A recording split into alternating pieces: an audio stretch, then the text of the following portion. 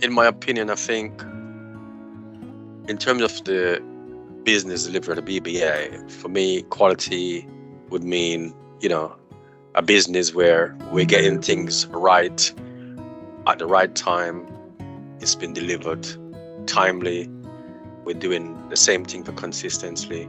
And in a nutshell, we're doing the right thing at the right time for the client to the specification that they want. So I think in a nutshell is getting things right the right time every time, basically, in terms of a quality framework system in my objective.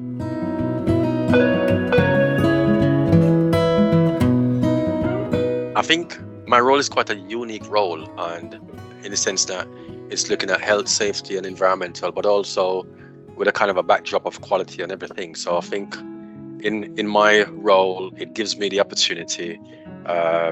So I'm actually being able to work with all my business partners across the business to ensure that regarding quality and our quality management system, for example, when we do internal audit as a part of the quality team, we're making sure from our observation that they're working to the quality objective of the BBA. We're making sure that, if there are any outcome in terms of improvement and opportunity, that we capture that.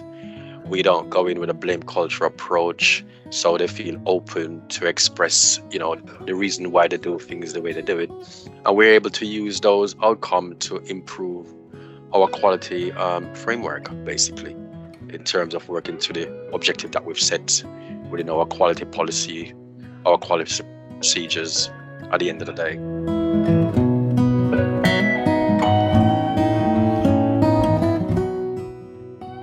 That's a very good question, Simon. I think based on the BBA's position within the construction, industry and built environment sector, if I could use that word, we are seen amongst our peers as a beacon of quality over the years. And as a first mover advantage in that sector, it's important that we attain that kind of a respect amongst our peers. And as a result of that, we are a body that will be scrutinized if our quality isn't right.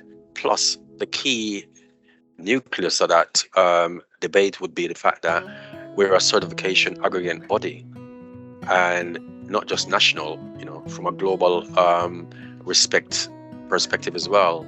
So if we are setting certification standards for products that's out there in the market, all the little nuggets and building blocks that we take to deliver that have to be consistent from our operational basis, where quality is driven throughout everything that we do with all our peers at the end of the day.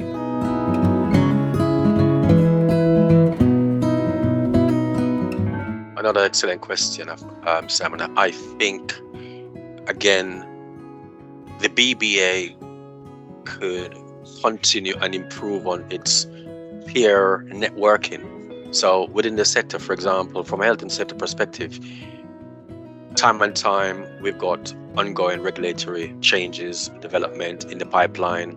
And as a key player within the sector, what we need to improve on, which we are doing, I think, as an opportunity, is to network more at the consultative stage for legislation changes, best practice changes, approved code of practice changes in the sector.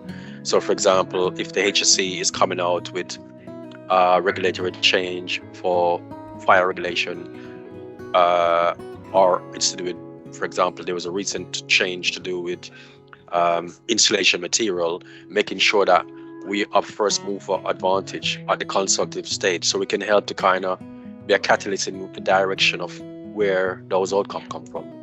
Because at the end of the day, those are the standards that we're going to have to work by later on. So I think that is one of the key things that we could do more of in terms of working with the various bodies. They may not just be the HSE, there could be other, competitive peer bodies and organization, construction industry, chasing, bodies that is out there.